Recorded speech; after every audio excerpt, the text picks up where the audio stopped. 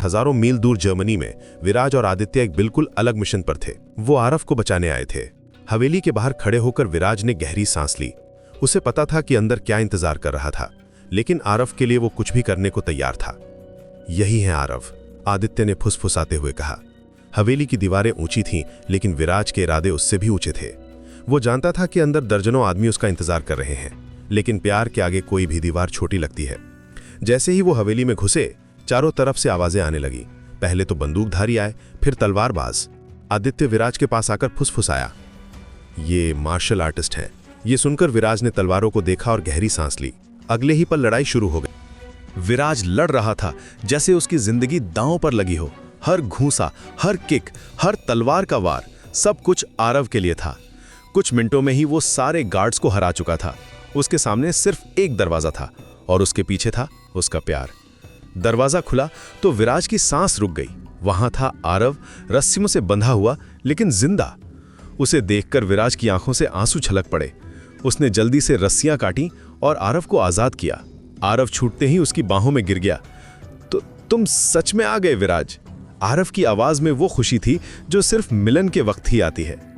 विराज ने उसे कसकर गले लगाया, जैसे वो उसे फिर कभी जाने नहीं देगा। अब चलो, हमें यहां से जल्दी निकलना होगा। लेकिन तभी बाहर से आवाज आई, जाना इतना आसान नहीं है। एक और गुट था जो उनका इंतजार कर रहा था। लड़ाई फिर शुरू हुई। विराज आगे था, आरव उसके पीछे। अचानक एक तलवारबाज ने विराज पर हमला किया। तलवार हवा में चमकी, विराज की तरफ बढ़ती हुई। विराज! आरव ने चीखकर उसे देखा और अगले ही पल बीच में आ गया। तलवार उसकी छाती को चीरती हुई निकल गई। विराज की आंखों के सामने उसकी दुनिया बिखर गई। आरव, नहीं! विराज की चीख हवेली की दीवारों से टकराई। आरव उसकी बाहों में गिर गया, खून से लथपथ। विराज, मैं तुम्हें खोना नहीं चाहता। आरव की सांसें तेज हो रही थीं। विराज के आंसू उसके चेहरे पर गिर रहे थे। नहीं आरव, तुम मुझे छोड़कर नहीं जा सकते। उठो आरव, उठो, हिम्मत करो, मैं हूं तुम्हारे साथ। विराज की आवाज में वो दर्द था जो शब्दों में बयान नहीं हो सकता। आरव ने मुश्किल से मुस्कुराते हुए कहा, मुझे पता है विराज कि तुम मुझसे बहुत प्यार करते हो। जितना तुम मुझसे करते हो, मैं तुमसे उससे कहीं ज्यादा करता हूं। मुझे उम्मीद थी कि तुम जरूर आओगे और तुमने मेरी उम्मीद नहीं तोड़ी। विराज, वादा करो कि...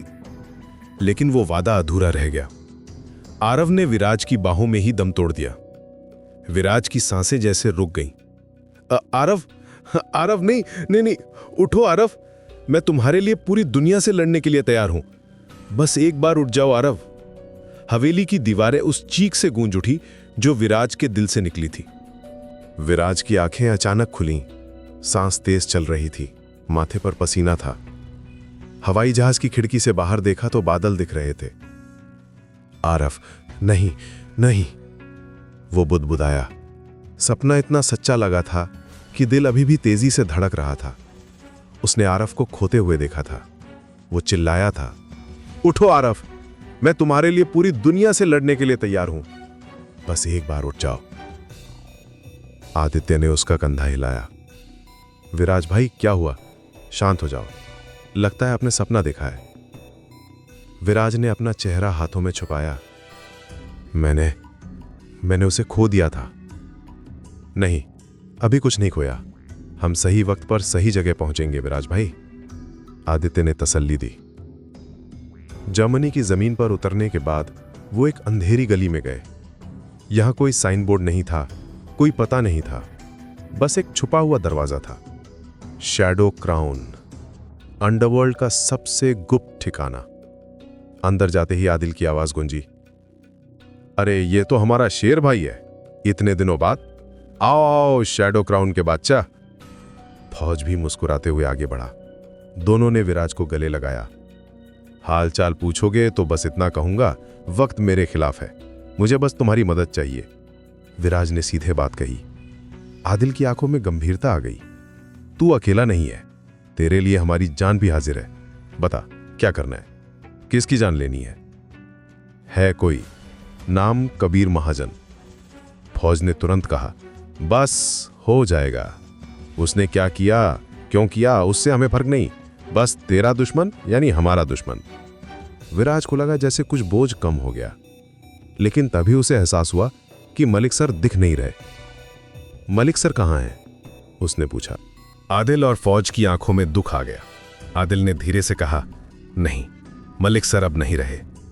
2 साल पहले वो हमें छोड़कर और शैडो क्राउन को अनाथ कर गए। विराज को लगा जैसे जमीन उसके पैरों तले खिसक गई। क्या कह रहे हो? ये सच है। अपने आखिरी वक्त में वो तुम्हें बहुत याद कर रहे थे। उनके आखिरी शब्द सिर्फ यही थे, विराज बेटा। फौज ने आगे कहा, विराज, मलिक सर ने तुम्हारे लिए एक डायरी छोड़ी है। जाते जाते वक्त उन्होंने कहा था, जब विराज कभी आए या मुलाकात हो तो उसे ये डायरी दे देना, और हां, उसके अलावा कोई ये डायरी ना पढ़े। विराज की आंखों में आंसू आ गए। आज मैं जो भी हूं बस उन्हीं की वजह से हूं। मैं उनसे आखिरी वक्त में मिल भी नहीं पाया। उन्होंने मेरे लिए डायरी लिखी, तो कहां है वो डायरी? आदिल ने एक तिजोरी खोली और एक पुरानी डायरी निकाली। विराज ने उसे हाथों में लिया तो लगा जैसे मलिक सर का प्यार महसूस हो रहा है। तभी बाहर से आवाजें आईं। कुछ लोग पार्टी की तैयारी कर रहे थे। सुनहरे मास्क का थीम था। विराज ने सवाल किया, अगर मलिक सर नहीं रहे तो अब शैडो क्राउन का हेड कौन है? आदिल और फौज ने एक दूसरे की तरफ देखा। इस सवाल का जवाब शायद उस डायरी में छुपा था जो विराज के हाथों में थी। रात का अंधेरा गहरा हो रहा था और शैडो क्राउन में नए रहस्य खुलने वाले थे।